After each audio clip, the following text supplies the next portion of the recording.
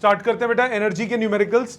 Energy के numericals आपने homework सबने कर लिया होगा, डिस्कशन लेते हैं उसके साथ साथ, जो जो डाउट्स हैं वो तो करने ही करने, सारे सॉल्व करेंगे। Let's start with the first question. पहला क्वेश्चन सबका हो गया। फर्स्ट कह रहा है, a body of mass 5 kg initially at rest is subjected to a force of 20 newtons, what is the kinetic energy acquired by the body at the end of 10 seconds.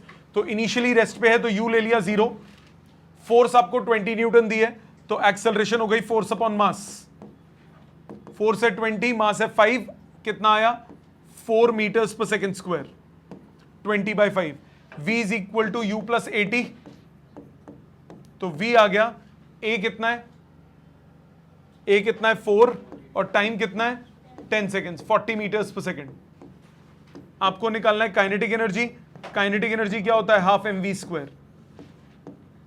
Half mass कितना, मास है 5 kg, velocity का square 40 का square,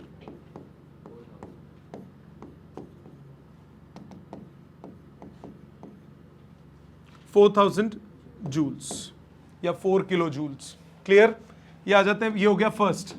आ जाओ second पे, जो difficult होगा, जो आपसे किसी से नहीं हुआ होगा, उसका हिंट देके आपको टाइम दूंगा करने के लिए। Second, a gas molecule of mass 10 to the minus 27 kg is moving with a velocity of इतना, kinetic energy direct formula, kinetic energy half mv square, mass है 10 to the minus 27, वेलोसिटी 18 मतलब 5 metres पर second, so 25/2 12.5 into 10 to the minus 27 joules. आ जाओ third पे, a body of mass 5 kg acted upon by variable force, the force varies with distance as shown by the body, what is the speed of the body when the body has covered 25 meters। 25 meters जब cover कर लेगी body तो ये area हो गया, work done. Work done क्या होगा, work done होगा change in kinetic energy, work energy principle. Work done क्या होगा, एरिया अंडर ग्राफ, ये हो जाएगा change in kinetic energy. Area under graph कितना हुआ, length into breadth 250 is equal to half m, mass कितना है 5 v square minus half m u square, u square 0 है, कितना हो गया v स्क्वायर आ गया 100, v आ गया 10 मीटर्स पर सेकेंड। पहले तीन सबके हो गए होंगे वैसे भी, जिसके नहीं हुए उसको समझ में आ गया। आ जाते हैं आगे, क्वेश्चन नंबर 4।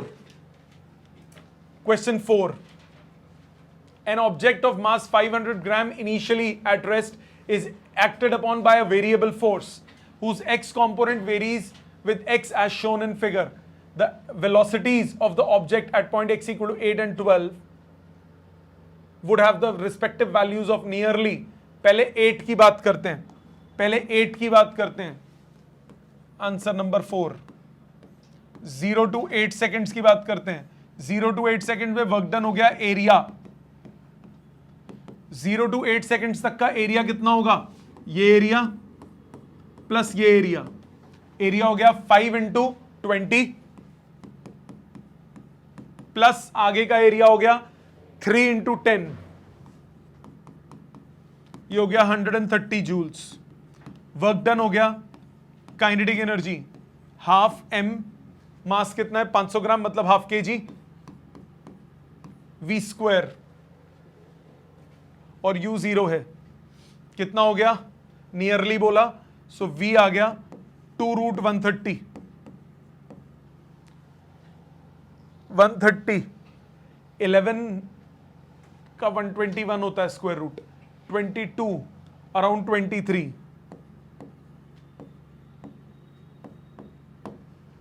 तो सी और डी ऑप्शन में से कुछ होगा, सी और डी ऑप्शन में से कुछ होगा। अब आगे चलते हैं, 0 to 8 के बाद आगे क्या बोला, x इक्वल टू 12, 12 मतलब टोटल। अब इसमें ना ये वैल्यू गिवन नहीं है, ये गिवन होनी चाहिए, ये गिवन होनी चाहिए, ये गिवन नहीं है, मिसिंग है, तो हम अप्रोक्सीमेटली आंसर ले लेंगे, ये वैल्यू मिसिंग है, कोई बात नहीं, देखते हैं इसके अप्रोक्सीमेट आंसर। तो क्या क्या ऐड करोगे, total area, total area, so 0 to 12 seconds में वर्क डन हो गया टोटल एरिया, टोटल एरिया पहले 130 तो निकाल ही चुके थे, अब रिमेनिंग एरियाज इसको ऐड करो। रेक्टेंगल का एरिया, रेक्टेंगल का एरिया कितना हो गया 2 इंटू 25, नेगेटिव का -2 इंटू 25, प्लस ये जो छोटा सा बेबी ट्राइंगल है, इस बेबी ट्राइंगल का एरिया लेना पड़ेगा। बेबी ट्राइंगल का एरिया कितना लोगे पता नहीं है हमें, बेबी ट्राइंगल का एरिया नहीं पता, तो एक काम करते हैं, एक अप्रोक्सीमेट वैल्यू ले लेते हैं।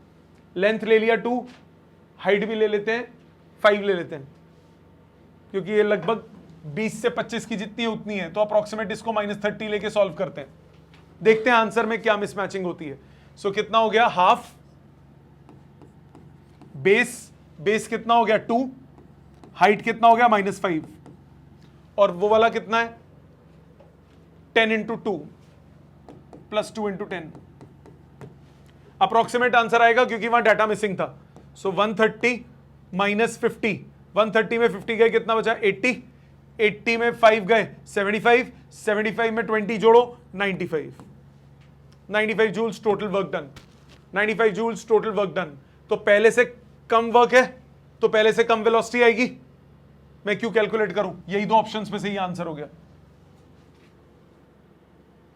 पहले में से कम आएगी तो ये आंसर हो गया, बात खत्म, मैं क्यों आगे कैलकुलेट करूं। ठीक है, जेई में आया हुआ क्वेश्चन है मिसिंग वैल्यू के साथ, मिसिंग वैल्यूज के साथ आया हुआ क्वेश्चन है, तो यही दिमाग लगाना था, क्योंकि अगर ये पॉजिटिव वैल्यू होती तो इससे ज्यादा आंसर आता, नेगेटिव वैल्यू होती तो उससे कम आंसर आएगा, तो ये कम आएगा पहले वाले के कंपैरिजन में।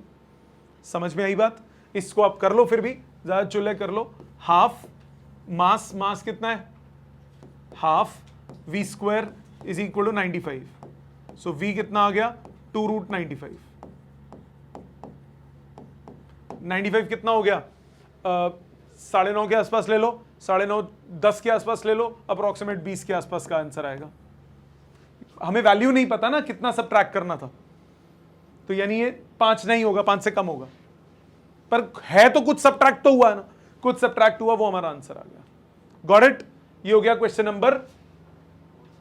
नंबर 4। आ जाते हैं 5th पे, 10 11 करूंगा, उसके बाद रुकूंगा, आप लिख लेना जो लिखना है।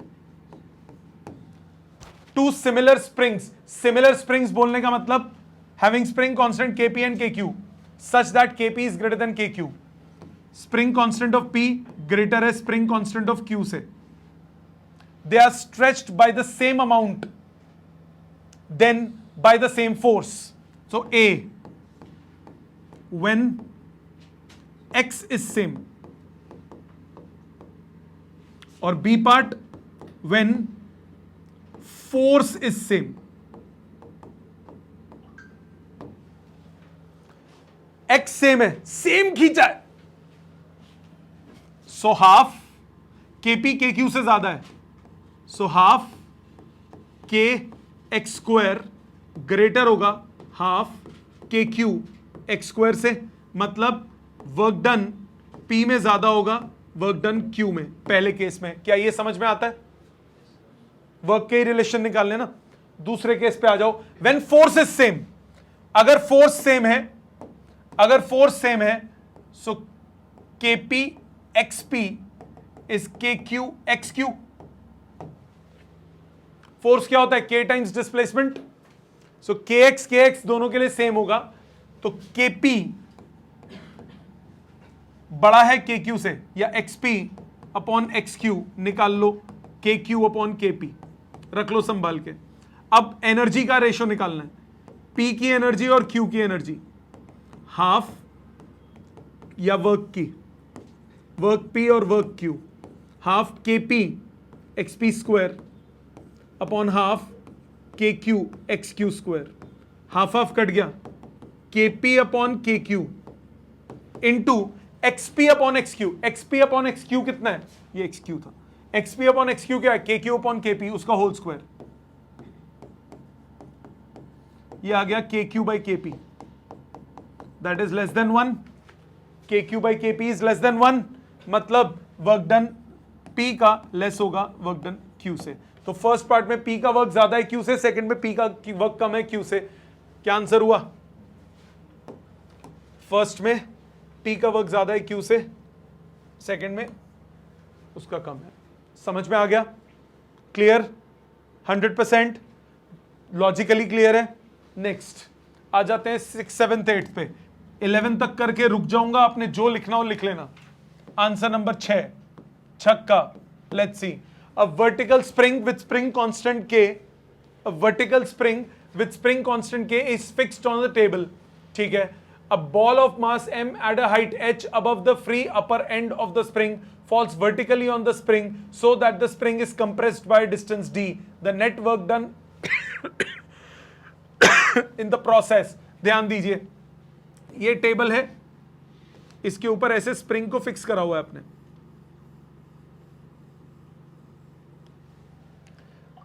ये तो स्पाइरल बन गया, वो बन गया, मतलब बवंडर बन गया।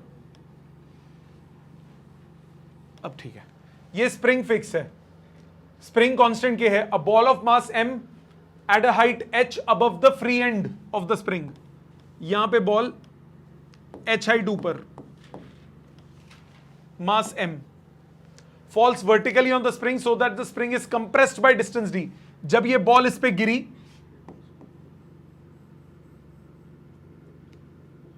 तो स्प्रिंग कंप्रेस हो गया,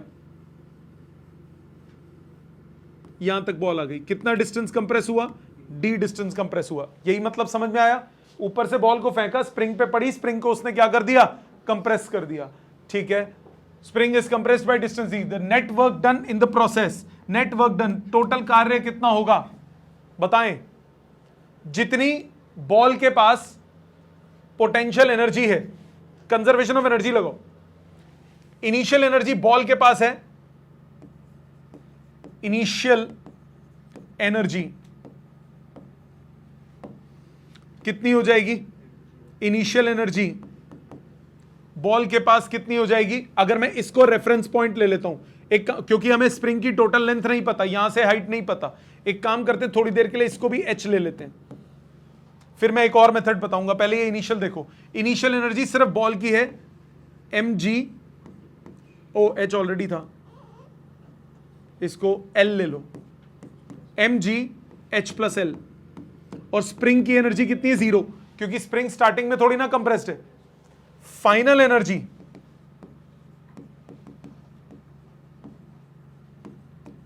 बॉल अब कितनी हाइट पे बच गई? ये हाइट हो गई बॉल की, कितनी हाइट हो गई? L minus D. तो बॉल की पोटेंशियल एनर्जी कितनी हुई? mg L minus D, plus spring की एनर्जी आ गई अब half k times D square. Yes और नो? कंप्रेशन हुआ तो स्प्रिंग की एनर्जी कितनी हो गई? Half k x square. निकालना क्या है? Work done. वर्क डन क्या होगा? दोनों एनर्जीज को क्या कर दोगे? सब्ट्रैक्ट। दोनों एनर्जीज को कर दो क्या? सब्ट्रैक्ट। सो दोनों एनर्जीज को सब्ट्रैक्ट करो, वर्क डन हो गया। Initial energy minus final energy, so mgh plus mgl minus mgl plus mgd minus half k d square. mgl cut गया, आंसर आ गया mg h plus d minus half k d square. क्या ये clear है सबको? Option हो गई ए। Clear? Time दूंगा अभी लिखने का, समझने पे ध्यान दो पहले 10-11 क्वेश्चंस, फिर जो जो आपके डाउट थे उनको लिखिए। इसीलिए होमवर्क करना जरूरी होता है ताकि आप अपने डाउट्स पे पिन पॉइंटेड वर्क कर सको। आ जाते हैं 7th पे। A block of mass 10 kg moving in the x direction with constant speed of 10 meters per second is subject to a retarding force इतना। अब ये जो फोर्स आप देख रहे हो ये x पे डिपेंडेंट है, मतलब ये जो फोर्स है ये कांस्टेंट फोर्स नहीं है, ये वेरिएबल फोर्स है। इसमें जो भी वर्क आपको करना पड़ेगा वो कैसे करोगे? इंटीग्रेशन से। सो ये रिटार्डिंग फोर्स है, इसको नेगेटिव लोगे। During its travel from 20 to 30 final kinetic energy आपको निकालना है। During its travel from 20 to 30 final kinetic energy. Work done is change in kinetic energy, मतलब final kinetic energy minus initial कितनी है? 0 नहीं, इनिशियल है, initial kinetic energy half m v square u square is equal to work done. Work done कितना होगा? Work done कितना होगा? Work done कितना होगा? Integration F D X, integration F D X. Limits कहां से कहां तक होंगी? 20 to 30। वैल्यू डालो।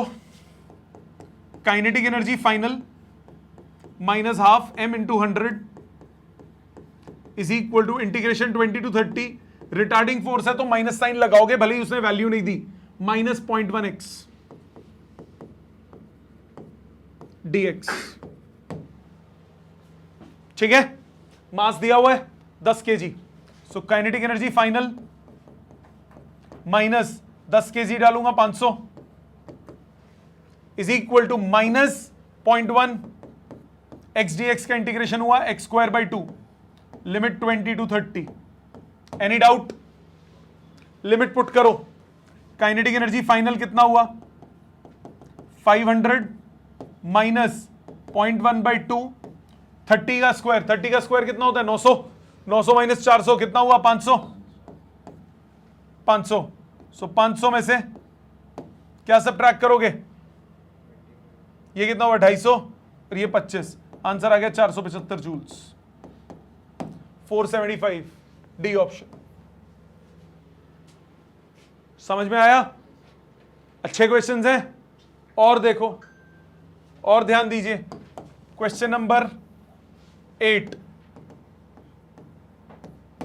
A particle with total energy E is moving in a potential energy region Ux.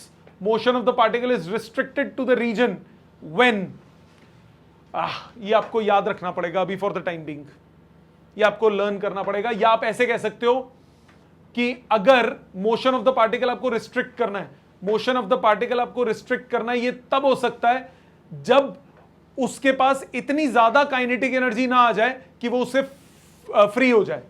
तो उसकी काइनेटिक एनर्जी रिड्यूस हो जानी चाहिए, कम हो जानी चाहिए। मतलब जो उसकी पोटेंशियल एनर्जी जो होती है वो टोटल एनर्जी से कम होनी चाहिए, क्योंकि अगर पोटेंशियल एनर्जी टोटल एनर्जी से ज्यादा हुई तो काइनेटिक एनर्जी नेगेटिव हो जाएगी, वो तो हो नहीं सकता। काइनेटिक एनर्जी पॉजिटिव होनी चाहिए। इसका मतलब total energy must be less than, sorry, kinetic potential energy must be less than total energy. ये डिटेल में थोड़े टाइम में पढ़ोगे, ये बात समझ में आ गई। इसको लर्न करना पड़ेगा अभी आपको for the time being. Because reasoning क्या है? Because kinetic energy can not be negative.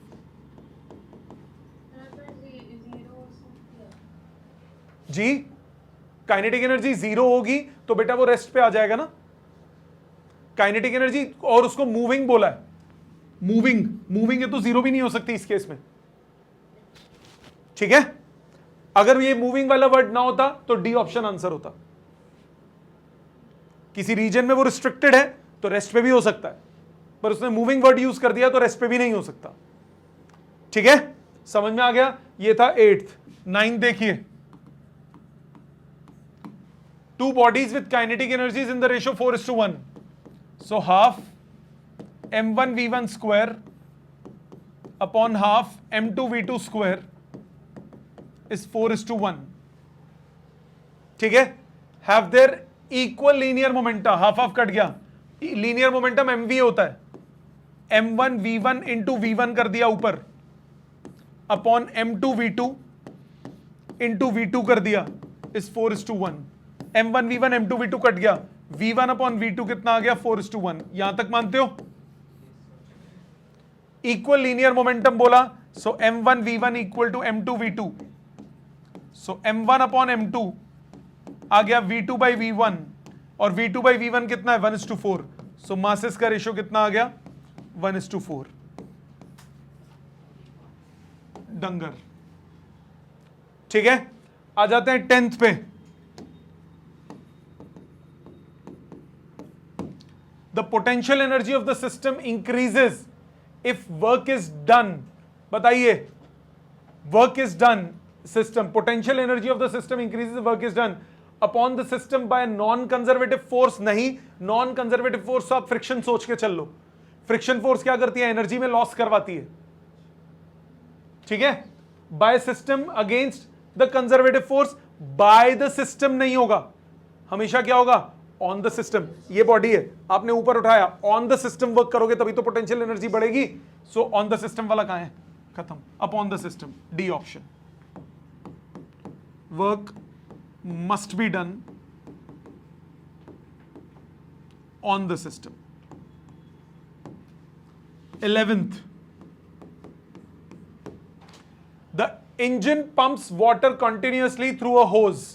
Water leaves the hose with a velocity v and m is the mass per unit length of the water jet.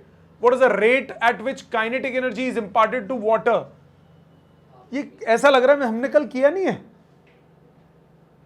Sure,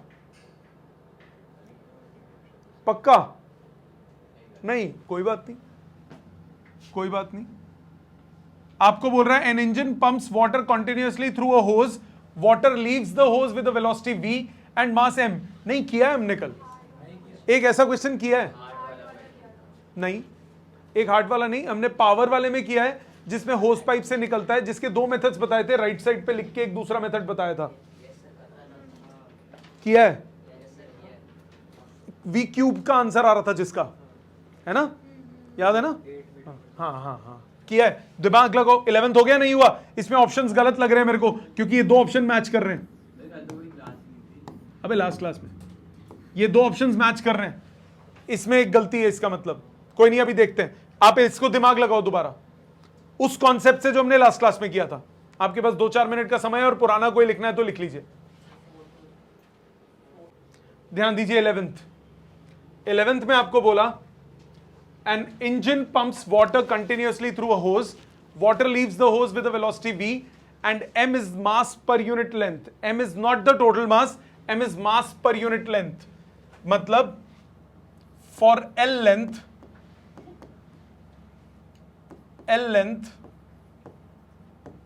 मास हो जाएगा m into l। Unit length का मास m है तो L length का मास कितना हो जाएगा, unit length का मास m है तो L लेंथ का मास कितना हो जाएगा, ml। मतलब dm by dt rate of change of mass कितना हुआ, ml by टाइम। या एक काम करते हैं और आसान करते हैं इसको ताकि आपको बिल्कुल दिक्कत ना है। फॉर dx लेंथ मास हो जाएगा m into dx। Unit length का m था, dx लेंथ का m into dx। So dm by dt कितना हुआ, m into dx by dt। dx by dt क्या होता है, वेलोसिटी, ये हो गया मास इंटू वेलोसिटी। मानते हो? आपको निकालना क्या है, rate at which kinetic energy is imparted. Rate at which kinetic energy is imparted मतलब rate of change of kinetic energy. So d by dt of half mv square, इसमें half और v square constant है, क्या बचा, dm by dt। What is dm by dt, mv। So half v square into mv, answer आ गया half mv cube. So options में correction कर लीजिए, डी पार्ट जो होगा आंसर आ जाएगा mv cube, half mv cube. समझ में आ गया, क्लियर। और देखिए 20 के बाद अब रुकूंगा मैं, 20th तक करते हैं फिर रुकूंगा, अगर आपके डाउट्स हो तो लिख लेना तब। Answer 12, a body of mass 1 kg is thrown upward with a velocity 20 meters per second, नीचे गिर गई। It momentarily comes to rest after attaining a height of 18 meters। ठीक है, मतलब हाईएस्ट पॉइंट हो गया 18 metre. How much energy is lost due to air friction. ध्यान दो, यहां पे उसके पास है काइनेटिक एनर्जी, जब वो ऊपर पहुंची तो उसके पास है पोटेंशियल एनर्जी, रास्ते में कुछ लॉस हुआ। सो इसकी इक्वेशन क्या बनेगी, kinetic energy minus loss is equal to potential energy. Yes और नो? आपको क्या निकालना है, लॉस निकालना है। तो लॉस क्या होगा, initial kinetic energy minus final potential energy. Kinetic energy क्या होगा, हाफ एम वी स्क्वायर, 20 से फेंका था, माइनस पोटेंशियल एनर्जी एम जी एच, एच कितना है 18। यस और नो? वैल्यूज डालो, आंसर मास कितना है 1 kg, so 400 by 2 200 minus G 10 बोला 180, आंसर आ गया 20 joules. So 20 joule energy is lost. Got it? समझ में आ गया? और अगर लॉसेस नहीं होते, एयर फ्रिक्शन नहीं होता, तो जितना बॉटम पे काइनेटिक एनर्जी था उतना ही टॉप पे क्या होता? Potential energy. क्लियर? ये है नंबर 12। आ जाते हैं 13th, 14th, 15th पे। 13th क्या कह रहा है?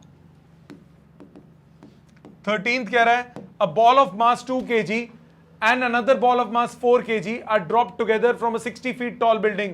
After a fall of 30 feet towards earth, their respective kinetic energies will be in the ratio. भाई पहली बात, स्पीड जो है वो मास पे तो डिपेंड करती नहीं, so speed will be same, speed will be same.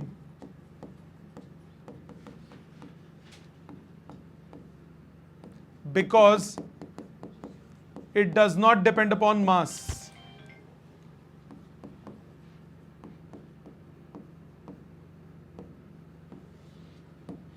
So kinetic energy कितना हो जाएगा? हाफ काइनेटिक एनर्जी का रेशियो बोला फर्स्ट बॉल का, काइनेटिक एनर्जी सेकेंड बॉल का, half m1v² divided by half m2v²। आपके पास मास का रेशियो आ गया काइनेटिक एनर्जी में, m1 अपॉन m2 कितना हो गया? 2/4। आंसर आ गया 1:2। D option. ठीक है, अगले पे आए 14th पे। मैंने बोला था ना इसके क्वेश्चन छोटे हैं पर इंटरेस्टिंग है, इंपॉर्टेंट है, एग्जाम में बहुत आते हैं एनर्जी कंजर्वेशन के questions. 14th, two bodies of mass m and 4m are moving with equal kinetic energies. Half m v1 square is half 4m v2 square. Half cut गया, m cut गया, v1 square आ गया 4 times v2 square, so v1 by v2 कितना आ गया? 2:1। रखो संभाल के, देखते हैं पहली लाइन से। Ratio of the linear mummy, linear momenta, linear mom, उसका कितना हुआ? m1 v1 divided by m2 v2 आपको निकालना है। सो m into v1 upon 4m into v2, mm cut गया, 1/4 v1 अपॉन v2 2:1, आंसर आ गया 1:2। आप चाहें तो p स्क्वायर इक्वल टू 2 भी लगा सकते हैं, डायरेक्ट आंसर आ जाएगा उससे। मैंने पहली लाइन पढ़ी थी, मैंने ध्यान नहीं दिया तो मैं शुरू हो गया बस।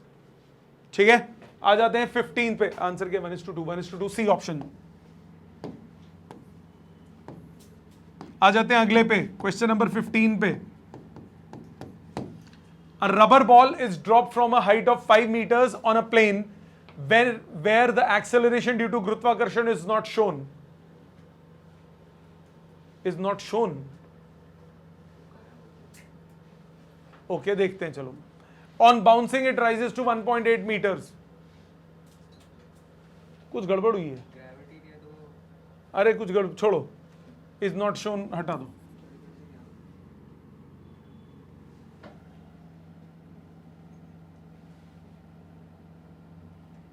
देखते हैं बाद में, रुक जाओ, पढ़ते हैं। वो ग्रेविटी वाला पार्ट नेग्लेक्ट करो, देखते हैं, कुछ लग रहा है मिसप्रिंटिंग हुई है। Rubber ball is dropped from height of 5 meters on a plane. Okay, समझ गया। Where acceleration due to gravity is not shown. On bouncing it rises to 1.8 meters. The ball loses its velocity on bouncing by a factor of. By a factor of. Okay. छोड़ो, normally सोचो, 5 metre height से फेंका और वो bounce कर रही है 1.8 metre height तक, तो यहां पे जो पोटेंशियल एनर्जी फर्स्ट होगी वो यहां पे काइनेटिक एनर्जी होगी, यहां जो काइनेटिक एनर्जी होगी वो यहां पोटेंशियल एनर्जी होगी। मानते हो? तो loss in kinetic energy loss in potential energy के बराबर होगा। आपको क्या बोल रहा है? The ball loses its velocity on bouncing by a factor of. By a factor of मतलब final velocity divided by initial velocity निकालना है आपको। v2 बाई v1 आपको निकालना है, ये आपको निकालना है। Second, bouncing velocity divided by fouling velocity. अब वो निकालोगे कैसे? mg into 5 is half m v1 square. इधर mg into 1.8 is half m v2 square. Half m mg cut गए, रेशो ले लिया। 50 बाय 18 यानी 100 बाय 36 ये हो गया v1 square by v2 square. So v2 by v1 कितना आया 6/10, 3/5। आंसर आ गया 3:5 है। Oh loses its velocity by factor of, ये बात समझ में आ गई यहां तक clear. Loss loses by factor of, तो लॉस डिवाइडेड बाय इनिशियल, ये निकालना है आपको। लॉस कितना हो गया v1 minus v2 by v1, so 1 minus v2 by v1। अगर बोला होता वेलोसिटी चेंजेस या velocity becomes a factor of, मतलब इंग्लिश बना लो यार, final velocity divide by initial velocity बोला होता, यहां बोला loses its velocity by a factor of, तो loss divided by original. So loss divided by original 1 minus v2 by v1, तो 1 माइनस 3/5, आंसर आ गया 2/5। ठीक है, समझ में आ गई बात। वो गुरुत्वाकर्षण वाला पार्ट भूल जाओ। एनर्जी लूज इसलिए हो रही होगी बाउंसिंग की वजह से, बाउंसिंग में फ्रिक्शन होगा। मैंने यहां पे इस बॉडी को नीचे फेंका, एयर फ्रिक्शन थोड़ी ना इसको लूज करा रही है, बाउंस होने की वजह से लॉस हो रहा है ना एनर्जी। हर कोलिजन दो तरह का होता है, एक होता है इलास्टिक, एक इनइलास्टिक। ये इलास्टिक कोलिजन नहीं होगा, इलास्टिक कोलिजन में एनर्जी लॉस नहीं होता, इनइलास्टिक में होता है। प्रैक्टिकली जितने लॉसेज हैं, जितने भी वो हैं, वो फ्रिक्शन वाली अपना इनइलास्टिक ही होते हैं। अब बॉलर बॉल करता है क्रिकेट मैच में, तो वो इतनी हाइट से बॉल फेंकता है, तो बॉल जब बाउंस करती है, भले ही वो एफर्ट भी लगाता है, फिर भी बॉल कम बाउंस करती है ना। अगर इलास्टिक सरफेस होती तो वो उतनी बाउंस करती ना। ठीक है, ज्यादा एफर्ट डालेगा ज्यादा बाउंस होगी, नॉर्मली फेंकने पे भी उतनी बाउंस होनी चाहिए ना, बट वो नहीं होती, क्योंकि जब ग्राउंड पे पड़ा तो कोलिजन जो हुआ वो इनइलास्टिक कोलिजन होता है। पढ़ इंग्लिश में, the ball loses its velocity by a factor of. तेरे एक टेस्ट में आए 80 नंबर 100 में से, अगले टेस्ट में आए 60, तो your loss is by factor of 1/4। 20 number lose किए, इनिशियल कितने थे 80। योर फाइनल मार्क्स वो कितना फैक्टर बन गए 3/4 of original. Loss is by factor of 1/4। ठीक है, ये हो गया 15th। आ जाते हैं 16, 17, 18 पे।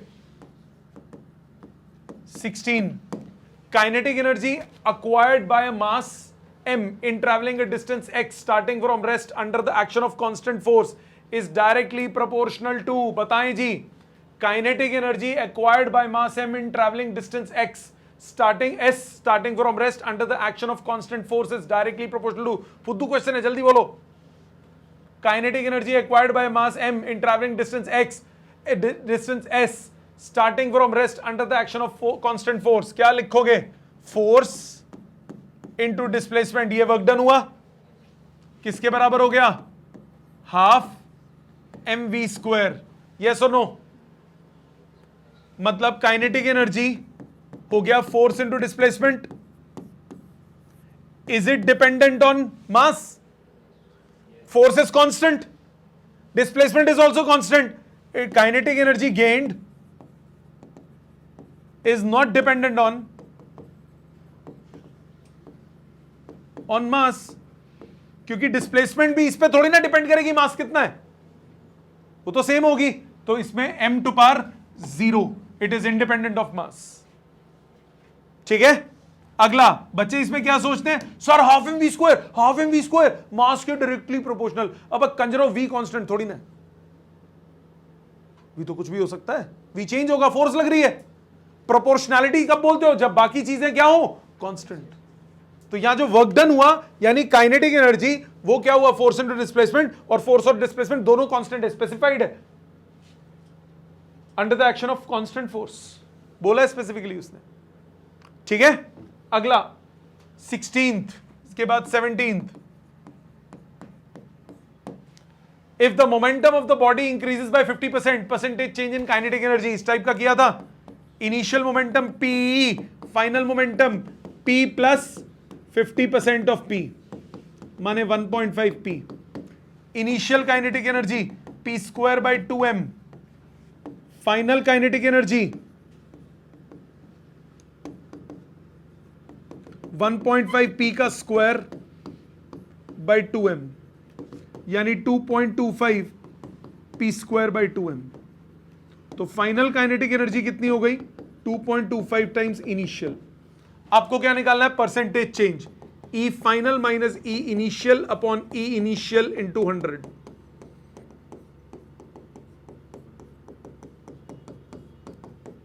ई फाइनल बाई ई इनिशियल कितना है? 2.25 माइनस 1, 1.25 इंटू 100। आंसर आ गया 125%, 125%।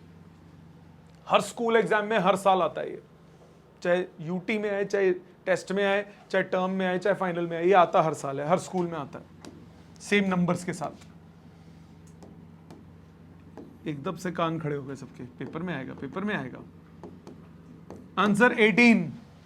2 masses 1 gram and 9 gram are moving with equal kinetic energies। तो पहली बात तो अच्छा क्या निकालना है? मोमेंटम का निकालना है। डायरेक्ट फॉर्मूला लगा देते हैं, ratio momentum P1 square is 2me1, P2 square is 2m2e2। दोनों का ratio P1 square by P2 square is m1e1 by m2e2। क्या क्वेश्चन में दिया है? काइनेटिक एनर्जीज इक्वल है, कट गया, कितना आया? 1:9। सो P1 बाई P2 कितना हुआ? 1:3। मोमेंटम का रेशियो कितना हुआ? 1:3। आंसर हो गया ये सी।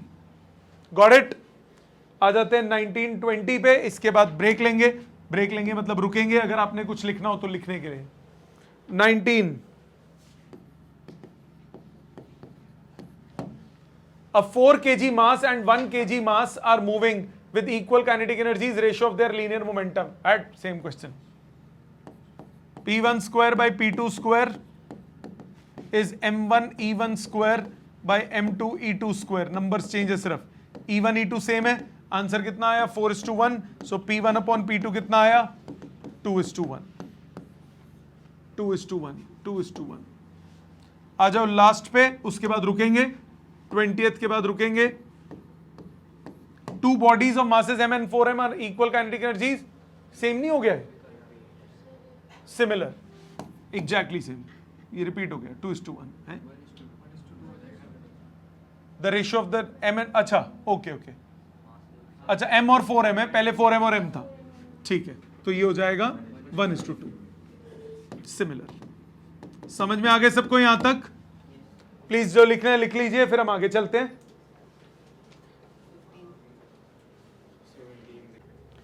20 तक सबको क्लियर है? आगे कंटिन्यू करते हैं। 21, 22, 23 एंड 24 रिपीटेड है, सेम क्वेश्चंस हैं। 21 देखते हैं। 21 कह रहा है particle of mass m1 is moving with velocity v1 and another particle of mass m2 is moving with velocity v2. Both of them have same momentum but different kinetic energies. Kinetic energy और momentum का relation चाहिए।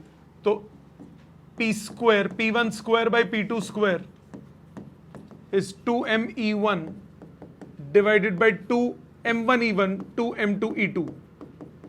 2 cut गया, p1 p2 दोनों बराबर हैं, same momentum बोला, ये दोनों भी कैंसिल हो गया। So m1e1 is equal to m2e2।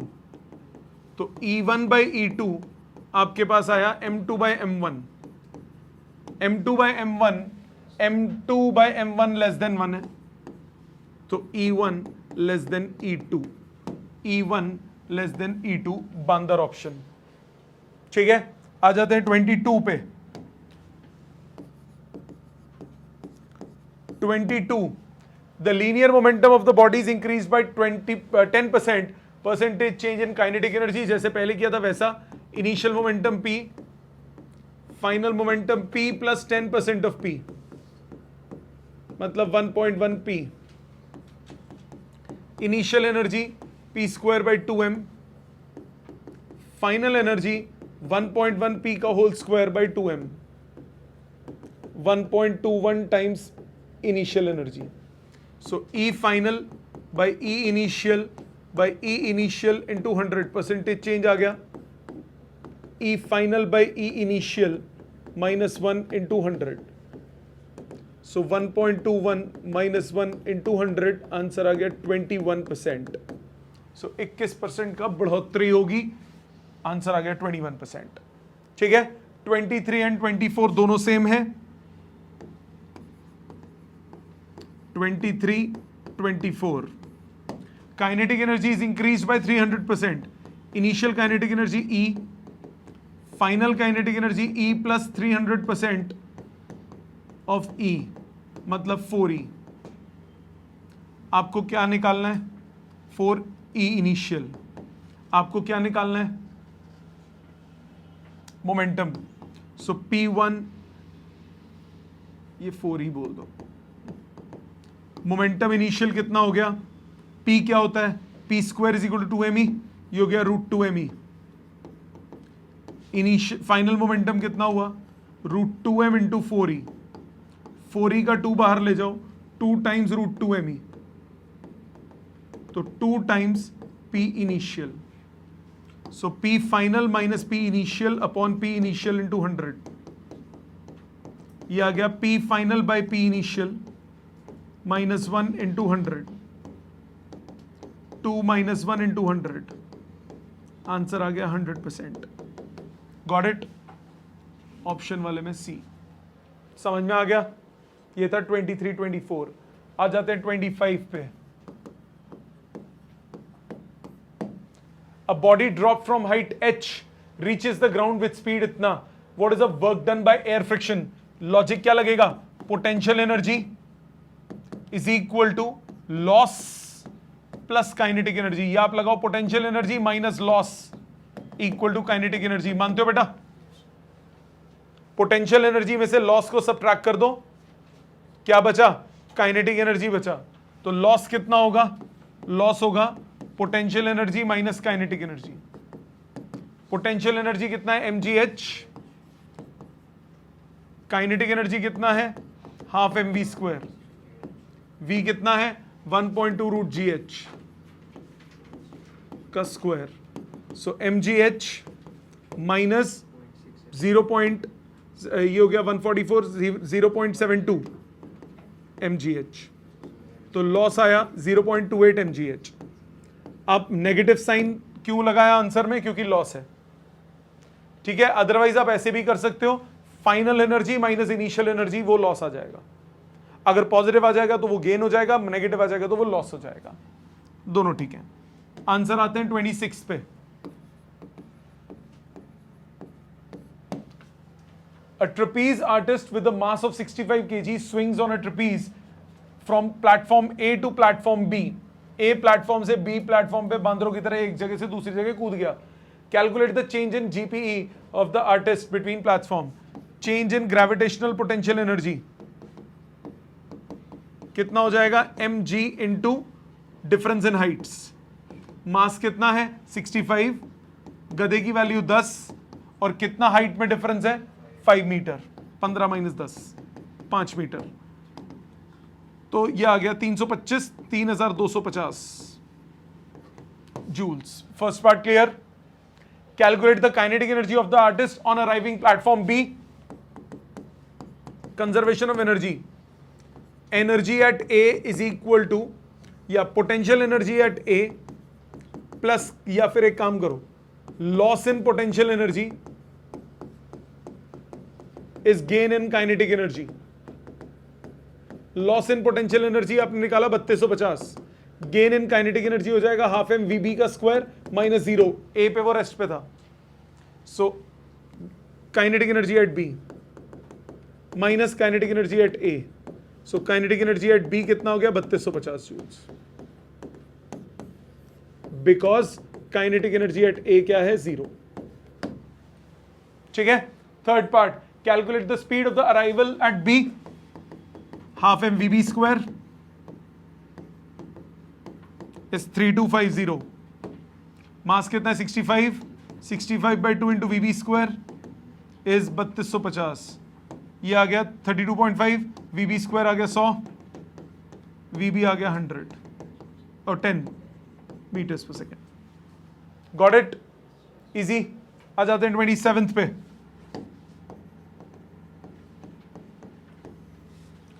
27th, a steel ball of mass 0.5 kg drops from height h, height of 2.8 meters above the floor. The steel ball strikes and breaks the glass tabletop 1 meter above the floor and finally reaches the floor with a velocity of 6 meters per second.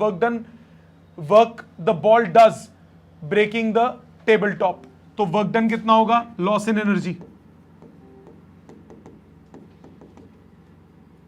कितनी energy उसके पास थी? mgh बची किसकी? Half mv square. रास्ते से कोई मतलब नहीं. मास कितना? 0.5 kg. जी की वैल्यू 10. कितनी हाइट है total? 2.8 metres minus half mass 0.5 kg. कितनी वेलोसिटी से वो धरती माता पे पहुंची है? 6 मीटर्स पर सेकेंड. कितना है ये? 5 इंटू 2.8 14 माइनस 36/4 9 5 जूल्स. इससे कोई मतलब नहीं वो टेबल टॉप कितनी हाइट पे था. आपको सिर्फ स्टार्टिंग और एंडिंग से मतलब है. पहले उसके बाद जब वो छत पे थी, टॉप पे थी, तो उसके पास पोटेंशियल एनर्जी है. जब वो ग्राउंड पे आके गिर गई तो उसके पास क्या है? Kinetic energy. दोनों का डिफरेंस क्या हो जाएगा? लॉस. ठीक है, आ जाते हैं 28 पे. 28th. How high must a body be lifted to gain the amount of potential energy equal to kinetic energy it has when moving with 20 meters per second? So mgh आपको किसके बराबर करना है? हाफ m v स्क्वायर के. तो h की value कितनी आ गई? 400/2g. g को अगर 10 लेता हूं तो 20 मीटर्स. क्लियर? g को अगर 9.8 लेंगे तो थोड़ा सा ज्यादा आ जाएगा. Got it? Answer 29. A ball bounces to 80% of original height. पहले h हाइट पे थी, बाउंस कर रही है 0.8 h तक. यहां पे पोटेंशियल एनर्जी 1, यहां पे काइनेटिक एनर्जी 1. यहां पे जब बाउंस बैक हुई तो काइनेटिक एनर्जी 2, यहां पे पहुंच के पोटेंशियल एनर्जी 2. मानते हो? कोई दिक्कत नहीं. मतलब mgh1 is equal to kinetic energy first, mgh2 equal to kinetic energy second. निकालना क्या था? What fraction of energy is lost? What fraction is lost? मतलब ओके डिफरेंस निकालना है. रुक जाओ, नहीं ठीक था ये. सो आपको kinetic energy 2 minus kinetic energy 1 minus kinetic energy 2. 1 की ज्यादा थी ना. ये हो गया mgh1 माइनस h2. कितना हो गया ये? mgh minus 0.8h 0.2 1/5 of mgh. ये काइनेटिक एनर्जी लॉस. तो लॉस अपॉन इनिशियल कितना हो जाएगा? 1/5. सो 1/5 एनर्जी इज लॉस्ट. यहां पोटेंशियल एनर्जी था वो काइनेटिक में कन्वर्ट, जो यहां काइनेटिक था वो यहां पोटेंशियल में कन्वर्ट. सो दोनों इक्वल होंगे. आपको क्या निकालना है? Fractional loss. तो लॉस अपॉन ओरिजिनल. तो लॉस के लिए दोनों का डिफरेंस कर दो, डिवाइडेड बाय ओरिजिनल 1:5. ठीक है, आ जाते हैं 30th पे.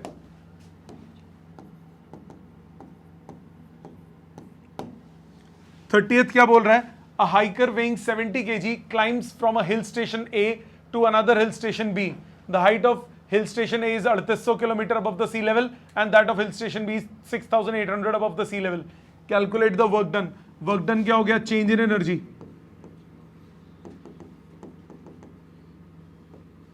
Change in energy कितना हो गया? mgh2 minus mgh1. mgh2 कितना है? 6800 माइनस h1 कितना है?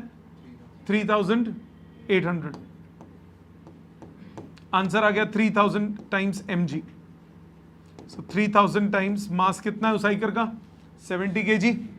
और गधे की वैल्यू 10 ले लेते हैं. 21 into 10 to the power 3 4 5 joules. Approximate answer आया 21 आ रहा है. जी को मैंने 10 लिया है, थोड़ा कम हो जाएगा जब जी को 9.8 लेंगे तो. 31.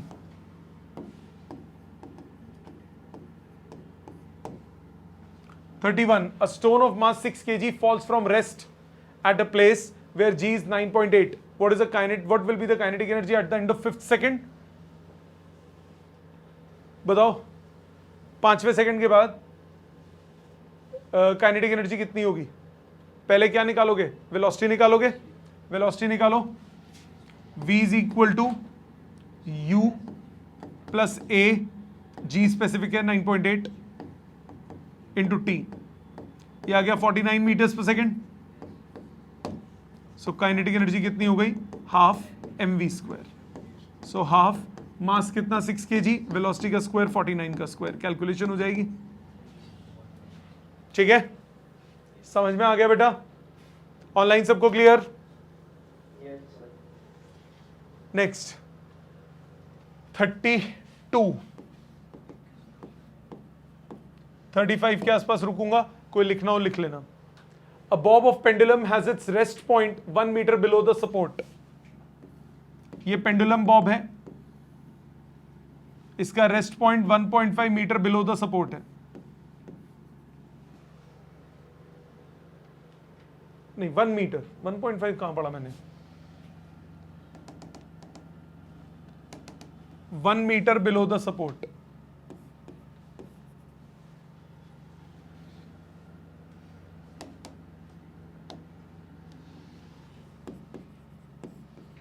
आगे क्या बोला? The Bob is pulled aside until the string makes an angle of 15 degree with the vertical. 15 degree पे चला गया। Upon release with what speed the ball swing pass the rest point. इस टाइप के क्वेश्चंस काफी आते हैं। जब वो 15 डिग्री पे लेके गए तो एच हाइट उसने गेन कर ली, तो loss in potential energy is gain in kinetic energy. Now यहां पे छोड़ोगे तो अब उसके पास पोटेंशियल एनर्जी कितनी हो गई? mgh। h कितना होगा? l into 1 minus cos theta. याद है वर्टिकल उसमें किया था, वर्टिकल सर्कल में ये l लेंथ है, ये हो गया l कॉस थीटा। ये कितना हो जाएगा? l minus l cos theta. So L into 1 minus cos theta. ठीक है, सो M कितना है? मास कितना है? नहीं पता, बाद में देखते हैं। यहां तक बात समझ में आई? उसके बाद क्या बोलोगे? Kinetic energy is equal to potential energy. So half mv square is mgl into 1 minus cos theta. Mass से मास कट गया, v स्क्वायर आ गया 2gl into 1 minus cos theta.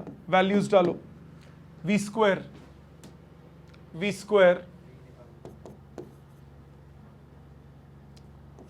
2, g की वैल्यू 9.8, l है 1 माइनस कॉस 15 डिग्री। कैलकुलेट कर लोगे? ठीक है, समझ में आया? ये रहा आंसर क्वेश्चन 33 का, वेरिएबल्स की फॉर्म में। √2gl 1 minus cos theta. Concept बिल्कुल सेम, एग्जैक्ट सेम, यहां तक बिल्कुल सेम चलेगा। रूट लगा दोगे बस, खत्म, इजी। आ जाते हैं 34।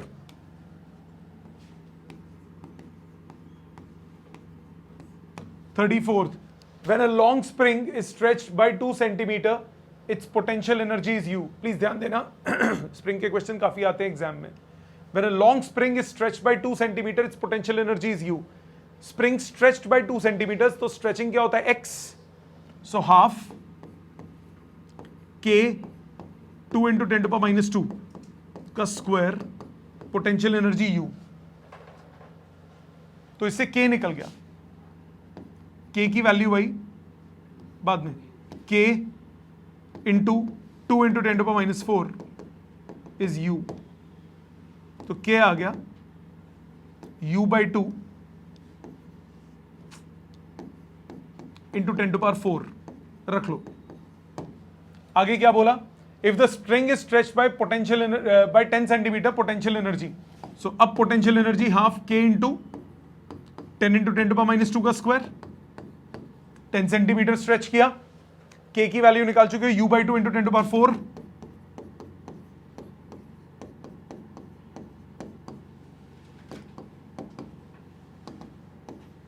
u by 2 into 10 to power 2, 50 u.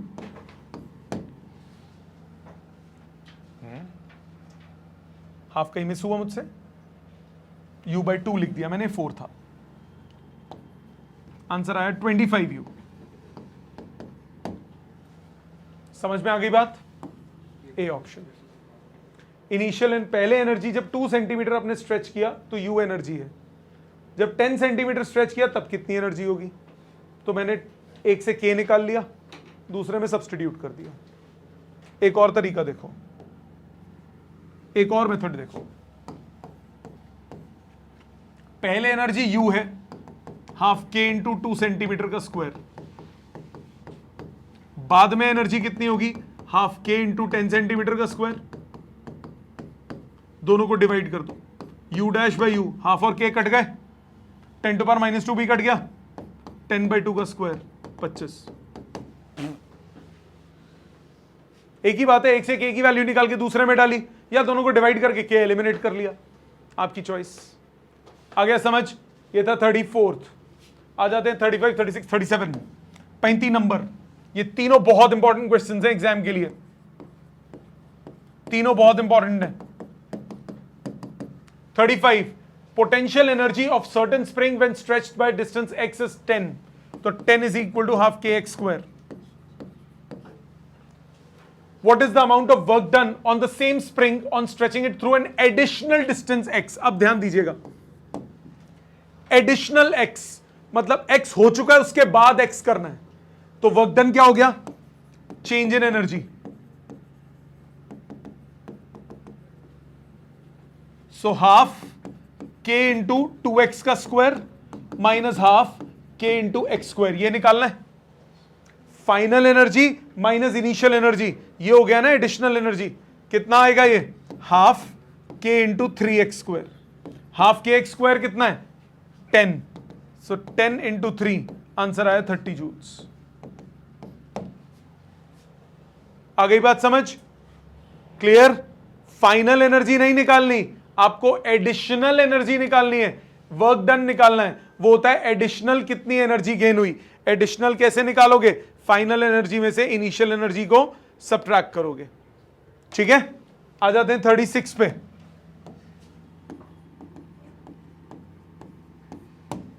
A spring with force constant k obeys Hooke's law.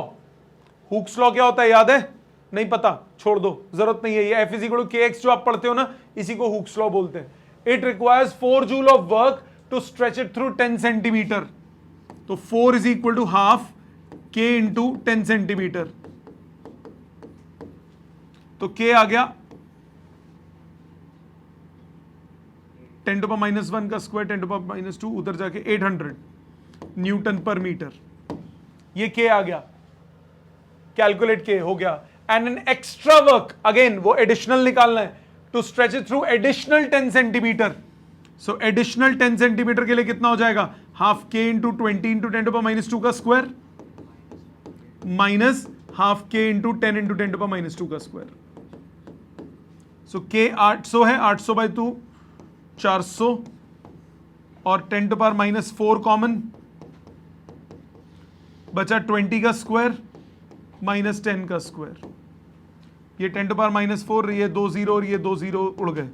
क्या बचा, 4 इंटू 3, 12 जूल्स. आया समझ? बहुत आते हैं इस टाइप के क्वेश्चन एग्जाम में. 37 के बाद 38, 40 पे रुकूंगा मैं.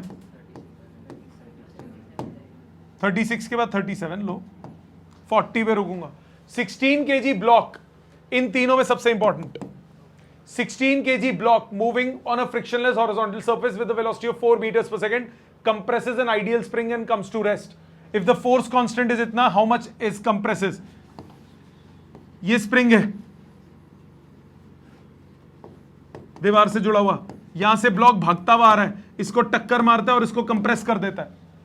तो जितनी उसके पास काइनेटिक एनर्जी है, उतनी बाद में स्प्रिंग के पास क्या आ जाएगी, potential energy. So kinetic energy of body becomes potential energy of spring. Kinetic energy of body कितना है, half mass of body 16 into displacement का स्क्वायर इंटू वेलोसिटी का स्क्वायर, कितनी वेलोसिटी है 4, इस potential energy m, potential energy of spring है half k 100 x square, half से half काट दो, स्क्वायर रूट कर दो पूरी इक्वेशन का, 4 into 4 is equal to 10x, x आ गया 1.6 मीटर्स। इजी, आसान है। आ जाओ अगले पे, 38 39, ये भी उसी टाइप के ही हैं। 38, a block of mass 1 kg is pushed against the spring or spring constant। आपने एक ब्लॉक को पहले क्या किया, वो दंदनाता हुआ आया था, टक्कर मारी थी। अब एक स्प्रिंग के से स्प्रिंग है, इस स्प्रिंग पे आपने एक ब्लॉक को इसके साथ अटैच करके धक्का दिया, कंप्रेस कर दिया ब्लॉक को। अब जब छोड़ोगे तो ये ब्लॉक दूर भागेगा, तो जो पोटेंशियल एनर्जी स्प्रिंग की है वो किस में कन्वर्ट हो जाएगी, काइनेटिक एनर्जी ऑफ ब्लॉक। सो आपको क्या बोला, is pushed against the spring of spring constant 100 fixed to one end, the block can slide on the frictionless table as shown, the natural length of the spring is 1 meter and it is compressed to half its natural length। when the block is released, find the velocity of block। क्या करोगे, half kx square is equal to half mv square। मानते हो बेटा, half half cut गया, k की value कितनी है 100, x कितना है हाफ करें, is equal to mass of block 1 kg, velocity का स्क्वायर, तो v आ गया 5 मीटर्स पर सेकेंड। क्लियर, उल्टा हो गया जो पहले किया था। पहले क्या हुआ था, काइनेटिक एनर्जी किसमें कन्वर्ट हुई, पोटेंशियल में। अब क्या हो रहा है, पोटेंशियल एनर्जी किसमें कन्वर्ट हुई, काइनेटिक में। आ जाओ 39 पे, 2 masses 10 kg and 20 kg are connected by a massless spring. A force of 200 Newton acts on a 20 kg mass. At an instant when a 10 kg mass has acceleration of 12 meters per second square, energy stored in the spring will be, कितनी stretching होगी वो निकालना पड़ेगा। करा, ये आया answer इसका। अब दिमाग लगाओ, इसको दोबारा दिमाग लगाओ। मैं हिंट देता हूं, जब आप इसको खींचोगे तो यहां रिस्टोरिंग फोर्स डेवलप होगी। जैसे टेंशन इन स्ट्रिंग काम करती है वैसे स्प्रिंग का फोर्स कौन काम करेगा। इक्वेशन ऑफ मोशन बनाओ, करो कोशिश, दिए 2-4 मिनट 5 मिनट, पुराना लिख लो और 39 ट्राई करो। पुराना लिख लो, कोई अगर डाउट है तो पहले कर देता हूं, पहले वो लिख लो, फिर 39 अटेम्प्ट करो। 5 मिनट है तुम्हारे पास। 20 से लिखना था ना, 21 से। ध्यान दीजिए, 39th में आपको कह रहा है 2 masses 10 kg and 20 kg are connected by a massless spring. A force of 200 Newton acts on a 20 kg mass. ये 10 kg का मास है, ये 20 kg का मास है।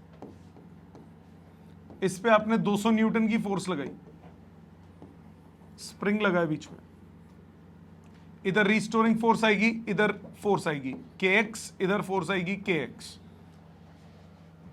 At an instant when a 10 kg mass has an acceleration of 12, इसकी acceleration दी हुई है। इसकी इक्वेशन क्या बनेगी, 200 minus kx equal to ma। इसकी एक्सेलरेशन नहीं है 12, इसकी एक्सेलरेशन है 12। इसकी इक्वेशन क्या बनेगी, kx इक्वल टू ma। तो x कितना हो गया, 120 by k, 120 by k, k कितना 2400,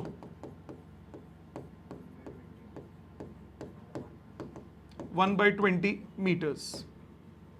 इतना डिस्प्लेस हुआ, एनर्जी स्टोर्ड कितना होगा, इतना स्ट्रेचिंग आई स्प्रिंग में, एनर्जी कितनी हो गई, हाफ के एक्स स्क्वायर। हाफ के की value 2400, X square 1/20, 1/20,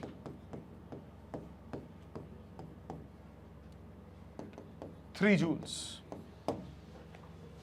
B option. मुश्किल था, खुद दो क्वेश्चन।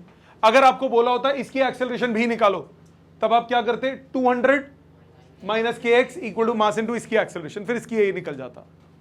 इसमें दोनों का ए अलग होगा, क्योंकि स्प्रिंग में क्या हो रहा है, एक को वो रोक रहा है, दूसरे को वो खींच रहा है। फर्क पड़ता है ना स्प्रिंग में। तो तो स्प्रिंग का केस देखना पड़ेगा। क्लियर, समझ में आ गया? ये हो गया 39। आ जाते हैं 40 पे। 40th, two springs of constants 100 and 1000 and 2000 are stretched by the same source. They will have potential energies in the ratio. Same source का मतलब एक बंदा है वो दोनों को खींच रहा है, तो यानी दोनों में फोर्स सेम होगी। दोनों केसेस में फोर्स सेम होगी। फोर्स का वैल्यू क्या होता है? kx। k1 x1 और k2 x2 बराबर होंगे। k1 कितना है? 1000, x1 ये है 2000, x2 x1 अपॉन x2 आ गया 2:1। ये x का रेशो हो गया। आगे क्या बोल रहा है? They will have potential energies in the ratio u1 upon u2 half k1 x1 square divided by half k2 x2 square. Half half cut गया। k1 अपॉन k2 कितना आया? 1:2। x1 बाय x2 कितना है? 2:1। स्क्वायर करेंगे 4:1। Answer आ गया 2:1। ठीक है, आ जाओ 41 पे। A block of mass m moving with speed v compresses a spring through a distance x before the speed is halved. Before the speed is halved मतलब वो रुका नहीं, अभी भी मोशन में है। Initial energy is final energy. Initial energy कौन सी है? काइनेटिक। फाइनल में काइनेटिक भी है और पोटेंशियल भी है। यस और नो? क्योंकि अब उसकी स्पीड कम हो गई, जीरो नहीं हुई। कितने डिस्टेंस के बाद हाफ हो गई वो निकालना है। तो काइनेटिक एनर्जी इनिशियल कितनी है? Half mv square. Speed half हो गई, half m into V by 2 का square plus potential energy half k into X square. X निकल जाएगा? एक्स नहीं निकालना, k निकालना है। एनु इधर ले आओ। 1/2 mv square 1/8 mv square. 1/8 mv square ये आ गया 7/8 mv स्क्वायर। 1/8 mv स्क्वायर है ना, so half mv square common 1 - 1/4 is equal to half kx square. Half काट दो, so 3/4 mv square by x square is k। 3/4 mv square by x square. ठीक है, आ जाओ नेक्स्ट पे। 42 important question.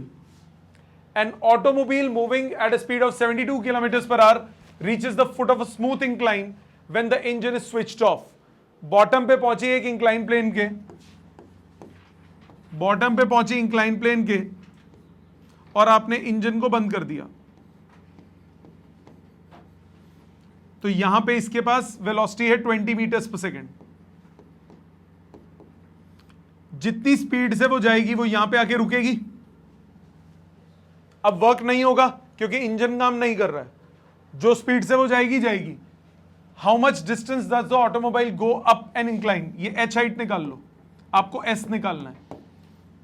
M G h is equal to half M we square. H आ गया v square by 2g। कितनी speed से आई थी वो? 20 से। गधे की वैल्यू 10 ले लेते हैं ना, ये बोला है। चलो 9.8 इंटू 2 कितना हुआ? 19.6। एक और बार 10 से मल्टीप्लाई कर दो, 196 हो गया। कितना हुआ ये? h आ गया 2/14 इंटू 10 √10, सो 10/7 √10 मीटर्स। ये हाइट हो गई। हाइट नहीं निकालना, आपको निकालना है डिस्टेंस। डिस्टेंस डिस्टेंस कैसे निकालोगे? डिस्टेंस कैसे निकालोगे? h अपॉन s, ये हो गया tan 30, सॉरी sin 30। तो s कितना हुआ? h upon sin 30। sin 30 कितना होता है आजकल? हाफ। आंसर आ गया 20/7 √10 मीटर्स। कैलकुलेट हो जाएगा। समझ में आया? Logically clear? बॉटम पे क्या है? Potential, kinetic energy. ऊपर जाके वो किस में कन्वर्ट हो गई? पोटेंशियल में। रास्ते में कोई लॉस नहीं बोला, तो पोटेंशियल इक्वल टू काइनेटिक। उससे h निकला। h की वैल्यू निकालने के बाद आप क्या करोगे, डिस्टेंस निकाल सकते हो। ठीक, ये हो गया क्वेश्चन नंबर 42। आ जाते हैं 43 पे, एनसीईआरटी क्वेश्चन, ये भी बहुत important. Consider the stationary situation shown in the sketch. वो स्केच बनाया है, स्टेशनरी रुका हुआ सिस्टम है। The effect of friction is negligible.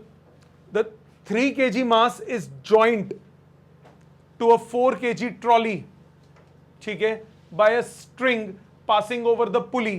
When the 3 kg mass piece is released, it falls and accelerates the trolley 2 meters to the top of the runway. ठीक है जी, ये नीचे गिरता है, ये ऊपर उठती है।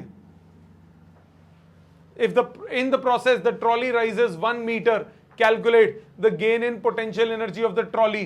Gain in potential energy of the trolley. Gain in potential energy कितना हो जाएगा? Gain in potential energy हो जाएगा mgh, mg into gain in height. Gain in height कितना है? 1 मीटर। मास कितना है उसका, ट्रॉली का? 4 किलो। गधे की वैल्यू 10, हाइट कितना? 1 मीटर। आंसर आया 40 जूल्स। खल्लास पहला part, no problem, sure, confident, lock करूं। Second part, the speed of the trolley at the top of the runway. जब ट्रॉली टॉप पे पहुंचेगी तो उसकी स्पीड कितनी होगी, कैसे निकालोगे? जब ट्रॉली टॉप पे पहुंचेगी तो उसकी स्पीड कितनी होगी, कैसे निकालोगे? कैसे निकालोगे? इक्वेशन ऑफ मोशन से निकालोगे या उससे निकालना चाहोगे? आपको क्योंकि डिस्टेंस वगैरह दिया हुआ है, आपको क्वेश्चन में बोला रिलीज किया है, तो आप इक्वेशन ऑफ मोशन बना सकते हो। कौन सी इक्वेशन? बिल्कुल बना सकते हो, बनाओ, कोशिश करोगे? बनाओ, कोशिश करोगे? क्या इक्वेशन बनेगी?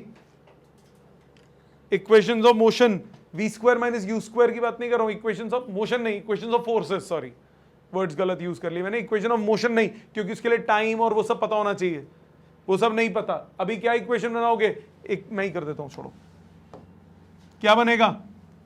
3 kg का ब्लॉक है, इधर लगेगा 3g, 3 kg mass is joint to 4 kg trolley, 3g। ऊपर कौन लगेगी? t। इधर कौन लगेगी? t। पीछे क्या लगेगा? 4g sin 30। Equation of motion क्या बन गई सेकंड पार्ट के लिए? 3g minus T equal to 3a। उसके लिए क्या बन गया? t minus 4g sine 30 equal to 4a। Add करो, टी कट गया, 3g minus 2g sign 30 half होता है इज a 7a। एक्सेलरेशन आ गया g बाई 7। एक्सेलरेशन निकालने के बाद अब इक्वेशंस लगा सकते हो, क्योंकि अभी तक आपको एक्सेलरेशन वगैरह नहीं पता थी ना। कोई भी इक्वेशन लगाने के लिए क्या लगाओगे? v square minus U square equals to 2as। Displacement कितनी है? 2 मीटर।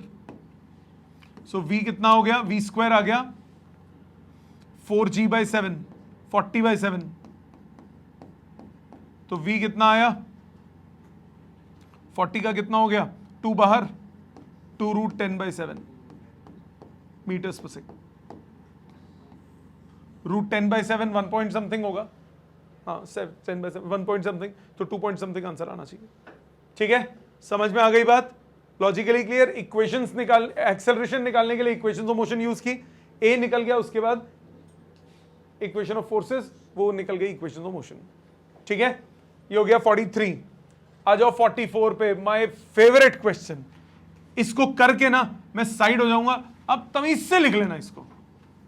इसको करने के बाद मैं एक तरफ हो जाऊंगा, आपको भरपूर समय दूंगा इसको लिखने के लिए। प्लीज ध्यान दीजिएगा, प्लीज ध्यान दीजिएगा। बिल्कुल ये केस स्टडी वगैरह के फॉर्म में भी आ सकता है। प्लीज ध्यान दीजिएगा, इस डायग्राम पे तवज्जो दीजिएगा। ये रोलर कोस्टर राइड है, वो जो आजकल छोटे बेबी नहीं करते, रोलर कोस्टर राइड है। आधा क्वेश्चन में इसी डायग्राम में ही सॉल्व करूंगा, इसलिए इसको थोड़ा वड्डा कर देने आप। चलो, नाउ लेट्स स्टार्ट। वाह बढ़िया, क्वेश्चन क्या बोला? A roller coaster of mass 200 kilo is moving with a velocity of 3 meters per second. Okay. When the chain drive pushes it with a force of 400 Newton through the horizontal displacement of 4 meters from point A to point B. पहले इसकी बात करते हैं. A point से B point तक एक chain लगी हुई है, वो इसको धक्का लगा रही है 400 न्यूटन का. वो इसको धक्का लगा रही है कितना? 400 न्यूटन. मतलब पहले मैं यहां कर रहा हूं 3 मीटर्स पर सेकंड से वो आ रहा है A पॉइंट पे. जब वो B पे पहुंचेगा तो उसकी एनर्जी बढ़ चुकी होगी क्योंकि उसको धक्का लगा है. मतलब kinetic energy eight B will be kinetic energy eight A plus work done. Yes और नो? वर्क हुआ ना उसके ऊपर, उसको आगे पुश किया गया, तो जो ऑलरेडी एनर्जी थी उसके पास, कार्य होने से वो एनर्जी बढ़ गई. कितनी बढ़ी? वो हो गया फोर्स इनटू डिस्प्लेसमेंट. सो आपके पास इक्वेशन बनी half M v B square is half mva square plus force into displacement. अब ये सॉल्विंग में ऊपर कर लेता हूं, इसकी सॉल्विंग में यहां कर लेता हूं. हाफ एम उड़ा दो, वीबी स्क्वायर कितना हुआ? V A square plus 2/m F S. अब वैल्यू डालो. वी ए कितना है? 3. बेटे कॉमन निकाल लिया, उसे m से मल्टीप्लाई डिवाइड कर दिया और 2 से डिवाइड कर दिया. 2 बाय मास कितना है? मास कितना है? कितने मास? 200 किलो. फोर्स कितना? 400 न्यूटन. डिस्प्लेसमेंट कितना है? इसकी लेंथ 4 मीटर. 4 2 से 8 2 से 16 25. यानी वीबी की वैल्यू कितनी आ गई? 5.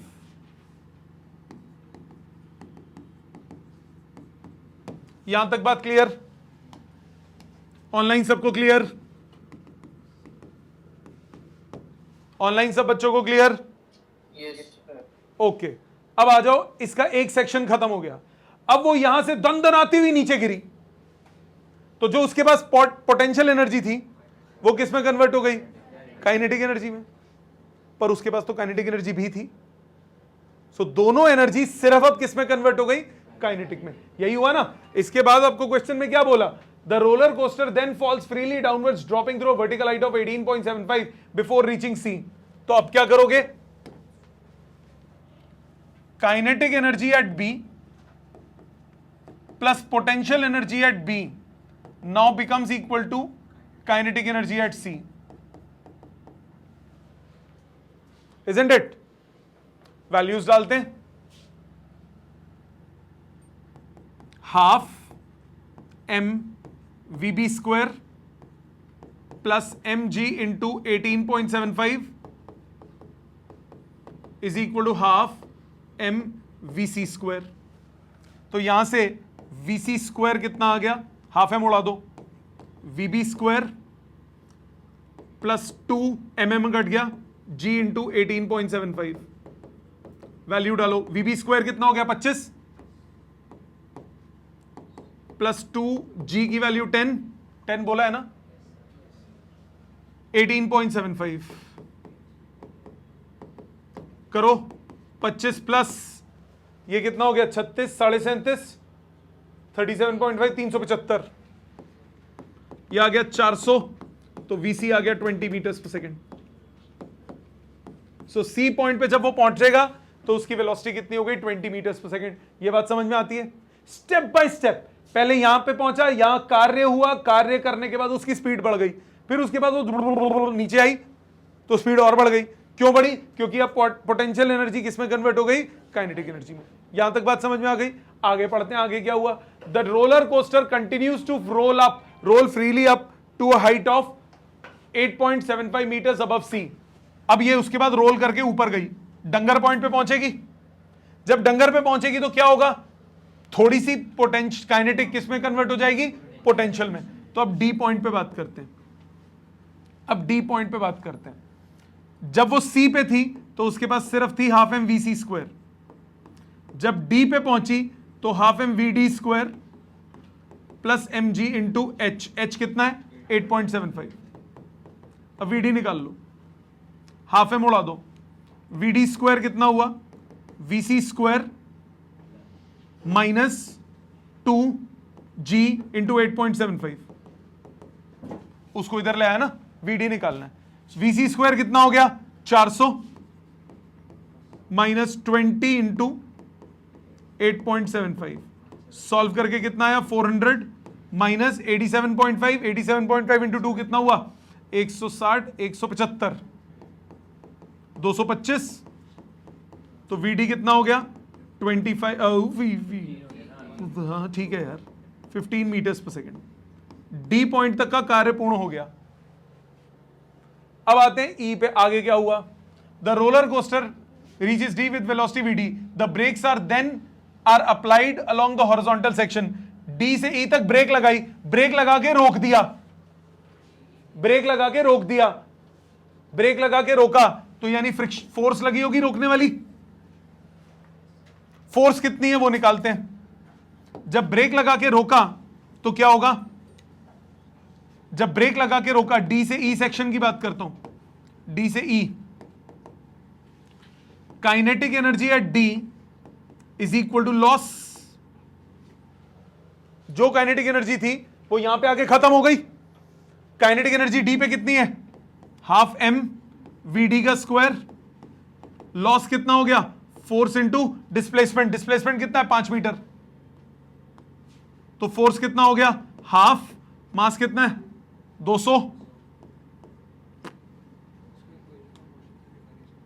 200 इंटू 225 बाय 5, 5 दूनी 10, इससे कटा 225, 450, 4500 न्यूटन, ये फ्रिक्शन होगी। अब पढ़ते हैं निकालना क्या है। पहला part, velocity of roller coaster at C, done. Velocity of roller coaster at D, done. Force required, done, खत्म हो गया question. Step by step solving समझ में आई, कैसे दिमाग चल रहा है वो बात क्लियर। बहुत इंटरेस्टिंग क्वेश्चन है ये, अगर बना तो ये आपका उसमें बन सकता है केस स्टडीज में। प्लीज एक एक स्टेप अपने हाथ से इसका लिखो। Next question number 45, particle of mass 10 grams moving along a circle of radius 6.4 centimeter with constant tangential acceleration. What is the magnitude of this acceleration if the kinetic energy of the particle becomes 8 into 10 to the power minus 4 joules by the end of the second revolution from the beginning of motion? Beginning of motion से जब दूसरा revolution complete हुआ तब उसका वो दे दिया आपको, energy they the. What is the magnitude of this acceleration if the kinetic energy of the particle becomes 8 into 10 to the power minus 4 joules? Radius आपको दिया है, मास आपको गिवन है, रेडियस आपको दिया है 6.4 centimetre, mass half mv square is equal to kinetic energy, so half mass है 10 grams, v square is equal to kinetic energy, kinetic energy है 8 इंटू 10 टू पावर माइनस 4, कितना है ये v स्क्वायर आ गया 16 into 10 to power minus 4 divided by 10 to power minus 2, कितना आ गया 0.16, मतलब 16 into 10 to power minus 2, so v आ गया 0.4 मीटर्स पर सेकेंड। यहां तक बात क्लियर है। ये स्पीड आ गई उसकी, आपको टेंजेंशियल एक्सेलरेशन निकालना है। स्पीड आ चुकी है, पार्टिकल ऑफ मास इतना, constant tangential acceleration, what is the magnitude of this acceleration if the kinetic energy of the particle becomes इतना by the end of the second revolution. End of second revolution तो total distance travel कितना हो गया 4 pi are, 2 revolution है 4 pi are, ठीक है। v आपको पता है 4 पाई आर, आपको पता है डिस्टेंस, आप क्या निकाल सकते हो, एक्सेलरेशन निकाल सकते हो, एक्सेलरेशन निकाल सकते हो। कैसे निकालोगे, v square minus U square equals to 2as, acceleration हो गई v square upon twice of displacement. Values put करो, v स्क्वायर हो गया 0.4 का square upon 2 into 4 pi R, so 0.4 into 0.4 upon 2 into 4 into 3.14 into radius दिया हुआ है कितना 6.4 इंटू 10 टू पावर 2 हो गया ऊपर। आंसर सॉल्व करके आ जाएगा 0.1 मीटर्स पर सेकेंड स्क्वायर, ए ऑप्शन, ठीक है। ये था 45th। आ जाते हैं 46 पे। अब शुरू होते हैं ये E is equal to M C square. और अब के क्वेश्चंस में कुछ क्वेश्चंस ऐसे भी होंगे जो क्लास 12th के कॉन्सेप्ट पे लगेंगे, कुछ ऐसे होंगे जो क्लास 11th के थर्मोडायनेमिक्स वगैरह लग जाएगी जिसमें। अगर स्कूल में कराएंगे 46 के बाद के तो करना, अभी समझ लो, अगर स्कूल में कराएंगे तो आप इन पे फोकस करना। अगर स्कूल में E is equal to M C square के क्वेश्चन नहीं कराएं तो मत करना भले ही, ठीक है। तो ये स्कूल डिपेंडेंट है इसके बाद के फर्दर के जितने भी क्वेश्चंस हैं। तो 46 पहले देखते हैं। 46 क्या कह रहा है? Energy supplied by Kolkata to Kolkata by state electricity board during the average November weekday was 40 into 10 to power 6 kilowatt hour. तो एनर्जी दे दिया 40 into 10 to power 6 kilowatt hour. पहले इसको एसआई यूनिट्स में कन्वर्ट करो। 40 into 10 to power 6 किलो का मतलब 10 to power 3 what उसमें होता है एसआई यूनिट में। आवर को कन्वर्ट करो, 1 घंटे में 60 मिनट, 1 मिनट में 60 सेकेंड्स, तो ये हो गया what seconds.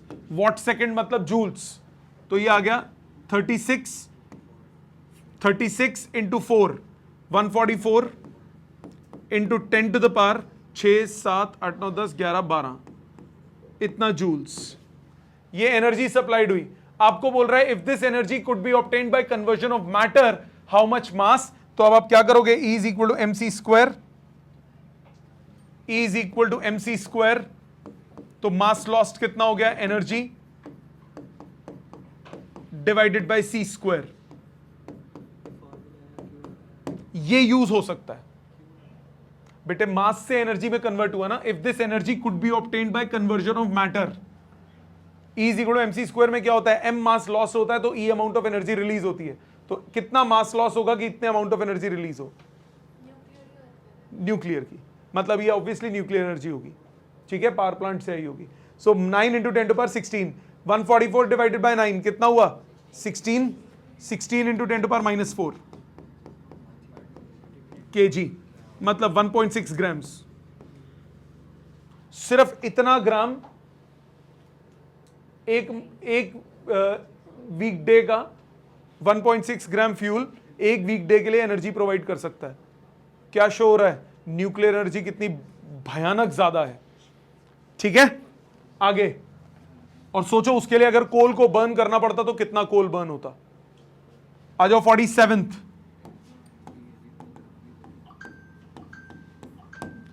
500 kg of water 500 kg of water is heated from 20 degree Celsius to 100 degree Celsius. Calculate the increase in mass of water. हैं? ये क्या हुआ? आपने एनर्जी प्रोवाइड की, वो एनर्जी मास में कन्वर्ट हुई होगी, वो एनर्जी मास में कन्वर्ट हुई होगी। ध्यान दो, एनर्जी सप्लाइड कितना होगा? वो हो गया mc delta T. Class 10th में पढ़ा था, 9th में, सॉरी।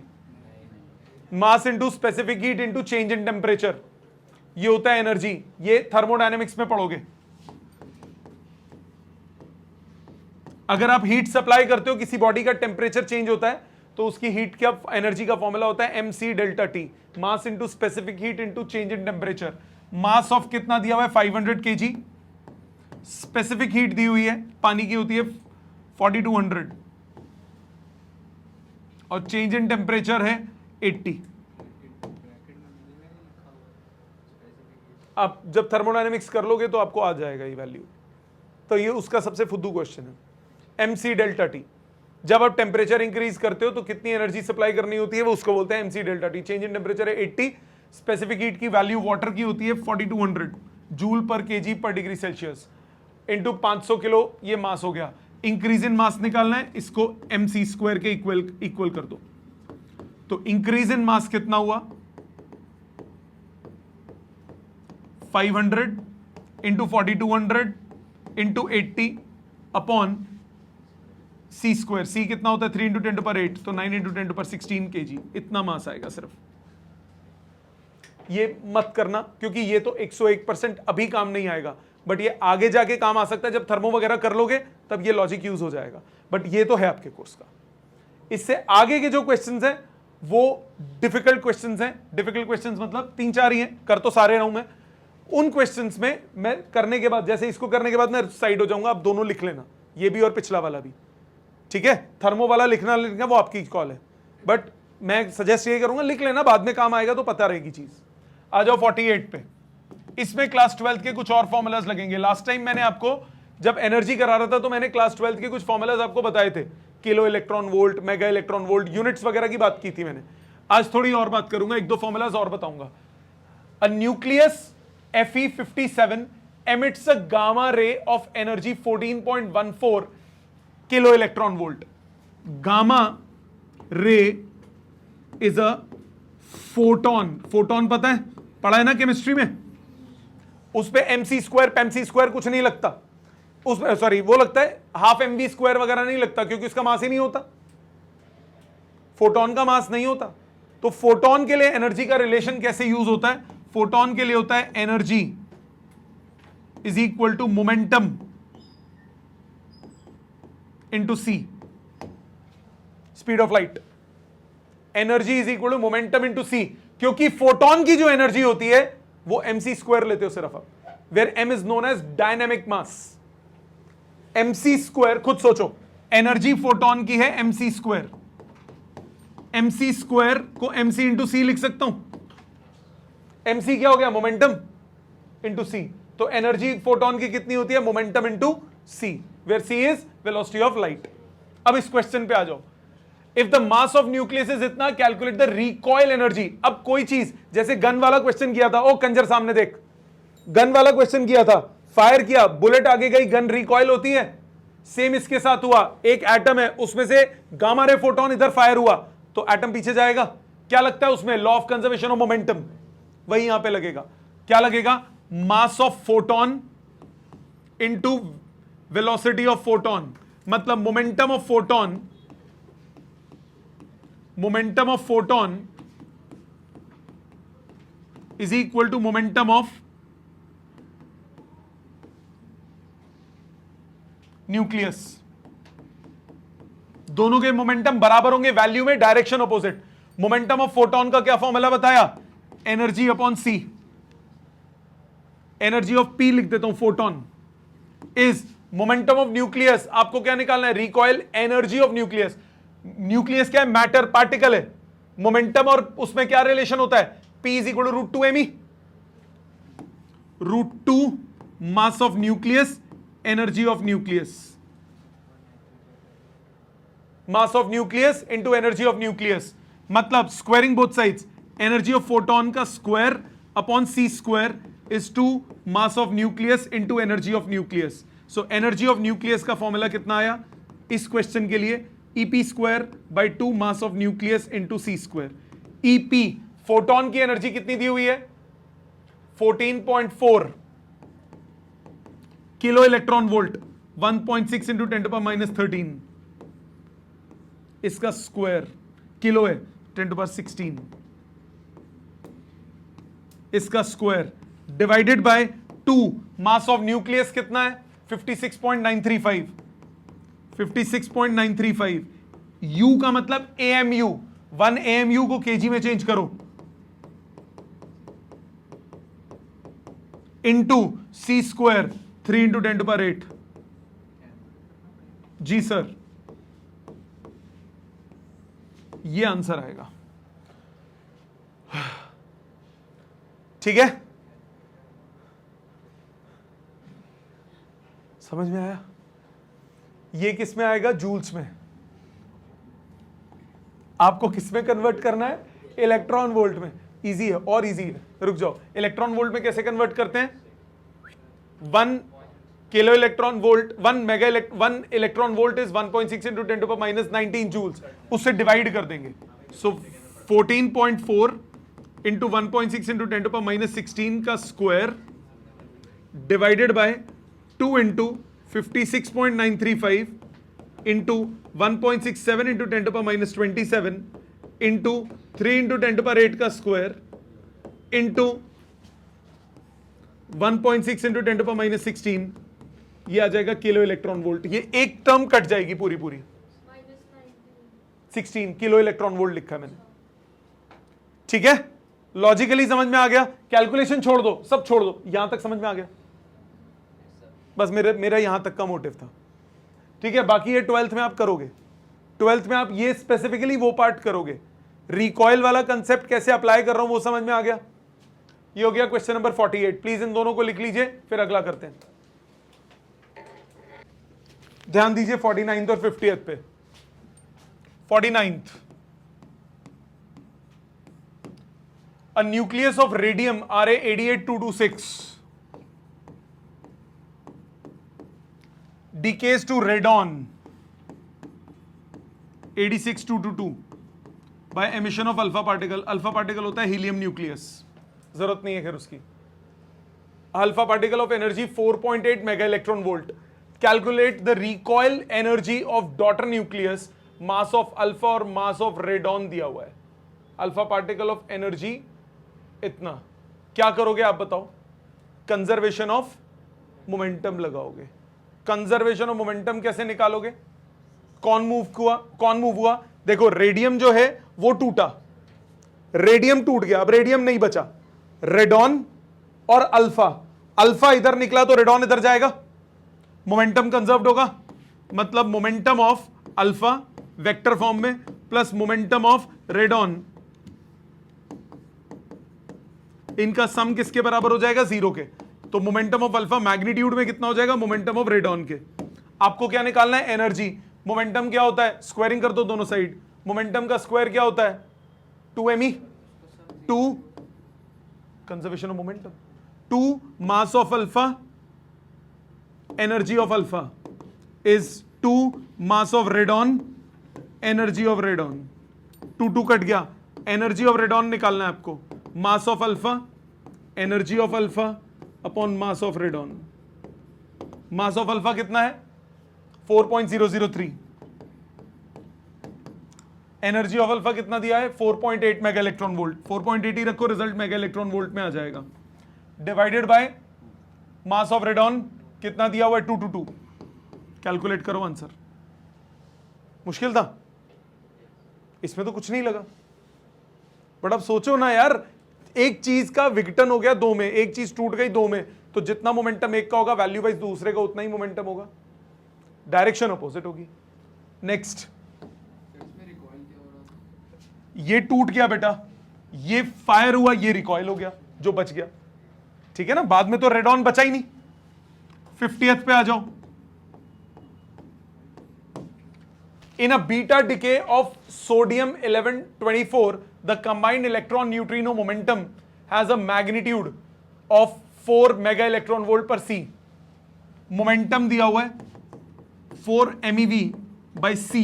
c क्या है? Velocity of light. तो मोमेंटम कितना हो गया? सबको ऐसा यूनिट में कन्वर्ट करो। मेगा इलेक्ट्रॉन वोल्ट होता है 1.6 into 10 to power minus 13। c की value 3 into 10 to power 8।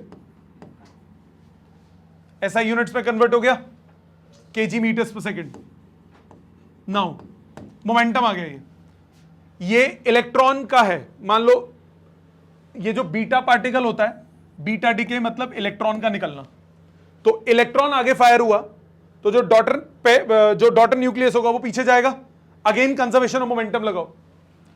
Recoil energy of daughter nucleus, okay, ये मोमेंटम है। So since momentum is conserved, momentum is conserved, same momentum will be of the daughter nucleus. Daughter nuclei का same momentum होगा, उसकी recoil energy निकालना है। Momentum आपको पता है, उसका स्क्वायर किसके इक्वल हो गया? 2me के। तो एनर्जी कितनी हो गई? p square by 2m। Momentum का square, so 4 into 1.6 into 10 to power minus 13 upon 3 into 10 to power 8, इसका square divided by twice of mass. Mass कितना दिया है? 23.99 AMU। 24 नहीं दे सकता कंजर। 23.99 AMU को कन्वर्ट करोगे 1.67 into 10 to power minus 27, answer आ जाएगा। मैथमेटिक्स छोड़ दो, लॉजिक समझ में आ गया। ये उधर गया, डॉटर पीछे गया। अभी आपको टर्मिनोलॉजी नहीं पता। बीटा पार्टिकल इलेक्ट्रॉन होता है, जब भी बीटा डिके होता है तो दो चीज निकलती है, एक इलेक्ट्रॉन निकलता है और एक न्यूट्रिनो निकलता है। वो चीज दी है इलेक्ट्रॉन न्यूट्रिनो पेयर, वो दोनों इकट्ठे निकलते हैं, तो उनका कंबाइंड सिस्टम है। ठीक है, ये 12th में पढ़ोगे, ये केमिस्ट्री में भी नहीं पढ़ोगे, फिजिक्स में पढ़ोगे। ठीक है, आ जाते हैं 51 52 पे। लगाओगे दिमाग? नहीं, तुम दिमाग लगाओ पहले, ऐसे नहीं, पहले तुम दिमाग लगाओ। ना ना ना मुन्ना, पहले तुम दिमाग लगाओ, 2 मिनट है तुम्हारे पास। पिछला लिख लो, पिछला लिख लो, मैं कर देता हूं। नेक्स्ट 51, थोड़ी सी केमिस्ट्री लगेगी इसमें। What is the power output of uranium 92-235 reactor if it takes 30 days to use up to 2 kg of fuel? 2 kilo fuel उसने यूज करना है, 2 किलो फ्यूल यूज करना है। यूरेनियम की बात कर रहा है, यूरेनियम 92-235, इसका मतलब हुआ 235 grams of uranium contains 6.023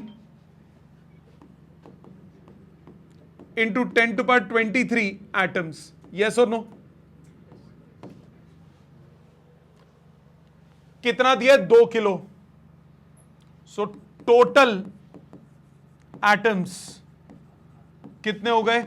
6.023 into 10 to the power 23 divided by 235 into 2000।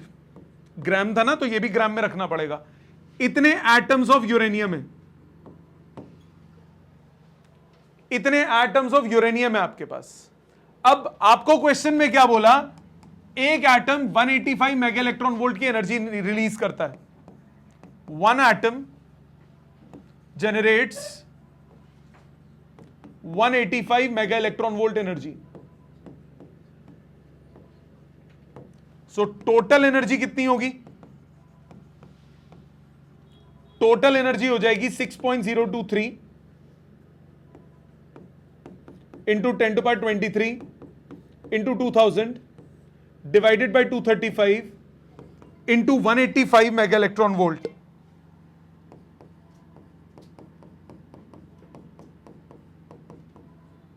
Mega electron volt था ना, -13 जूल्स। ये एनर्जी रिलीज हुई कितनी देर में हुई? 30 दिन में हुई। टाइम कितना हुआ? 30 डेज। एक दिन में 24 घंटे, 1 घंटे में 60 मिनट, 1 मिनट में 60 सेकेंड्स, इतना टाइम हुआ। तो पावर क्या होता है? पावर क्या होता है? Energy upon time. एनर्जी को टाइम से डिवाइड कर दो, 6.023 into 10 to the power 23 into 2000 into 185 into 1.6 into 10 to the power -13 divided by 235 into 30 into 24 into 60 into 60, इतने वॉट।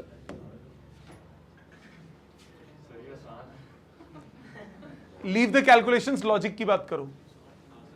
लॉजिक समझ में आ गया? ठीक है। Last 52,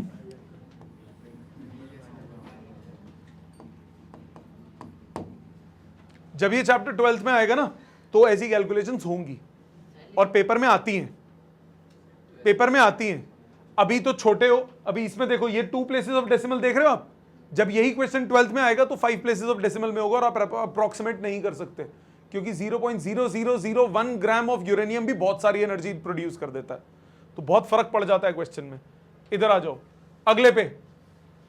when slow neutrons are incident on a target containing uranium 92-235, a possible fission reaction is uranium 92-235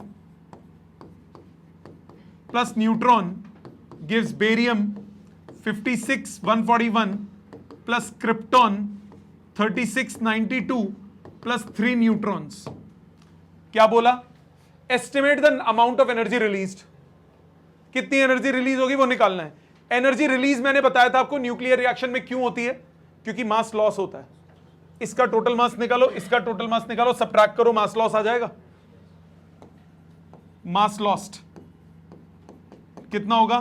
barium का मास, barium का कितना दिया क्वेश्चन में? 140.91 प्लस क्रिप्टॉन का मास 91.926 प्लस 3 टाइम्स न्यूट्रॉन्स का 3.1.0087। वैल्यू गलत दी है, चलो आगे के 2 मिस कर दिए, पूरा लूं, छोड़ो 4 प्लेस बहुत है हमारे लिए। 1.00, हाँ 2 प्लेस और होती हैं, एक होती है प्रोटॉन की होती है 1.007825 और इसकी होती है 8765।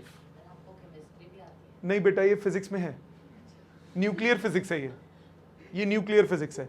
ये हो गया प्रोडक्ट्स के मासेस, प्रोडक्ट्स के मासेस रिएक्टेंट्स के ज्यादा होते हैं तो रिएक्टेंट्स माइनस प्रोडक्ट करना था, रिएक्टेंट का मास ज्यादा होगा तो रिएक्टेंट का मास हो गया यूरेनियम का मास विच इज 235.04 प्लस न्यूट्रॉन का 1.0087 माइनस बेरियम का 140.91 माइनस क्रिप्टॉन का 91.926 माइनस 3 न्यूट्रॉन का 3 इंटू 1.0087।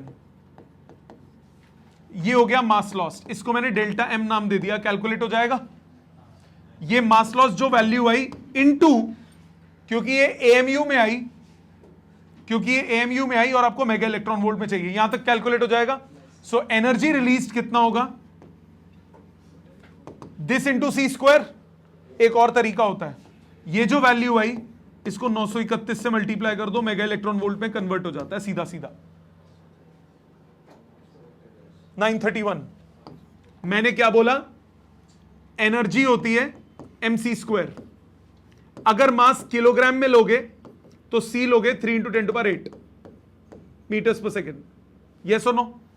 अगर मास एमयू में है तो सीधा एनर्जी का फॉर्मूला बनता है मास लॉस्ट इंटू 931 और आंसर मेगा इलेक्ट्रॉन वोल्ट में आता है। कोई सी स्क्वायर से मल्टीप्लाई नहीं करना, कोई कन्वर्जन करने की जरूरत नहीं है, हर चीज के शॉर्टकट्स होते हैं। इतनी लंबी कैलकुलेशन है तो शॉर्टकट्स भी डेवलप किए गए हैं, डोंट वरी, इनमें भी बहुत शॉर्टकट्स हैं, अभी भी नहीं बताए मैंने आपको, ठीक है। यहां तक समझ में आया। इट इज हाईली अनलाइकली कि इस टाइप के बड़े क्वेश्चंस आपके स्कूल एग्जाम में 11th में आएंगे। हाँ वो बेसिक वाले आ सकते हैं कि एक का मोमेंटम दूसरे का मोमेंटम, वो सब बन सकते हैं, बट स्कूल में कराएंगे तो ठीक है। तो आपका काम सुन लीजिए, जितने भी न्यूमेरिकल्स हैं सारे रिपीट करेंगे। परसों जब आप क्लास में आएंगे,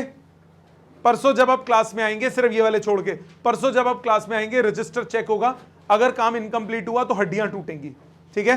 थैंक यू वेरी मच।